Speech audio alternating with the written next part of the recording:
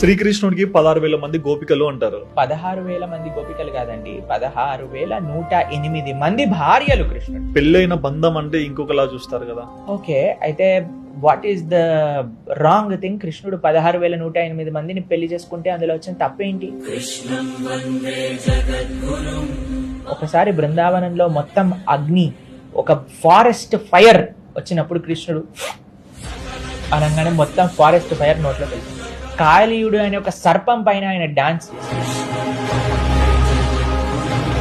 7 రోజులు 7 రాత్రులు ఒక గోవర్ధనం అనే ఒక 21 మైళ్ళు, ఇప్పుడు మనం చూస్తే కిలోమీటర్లు ఉండే గోవర్ధన పర్వతాన్ని ఎడమ చేతి చిటికని వేలు పైన నించొని ఆయన ధరించారు. ఆ శక్తి ఉన్నదా? లేదు. పరమాత్మతో కంపేర్ చేసుకోవాలి అని అంటే ప్రతి ఒక్క విషయంలో కంపేర్ చేసుకోవాలండి. కేవలం 16,108 మందితో మాత్రమే కంపేర్ చేసుకోకూడదు.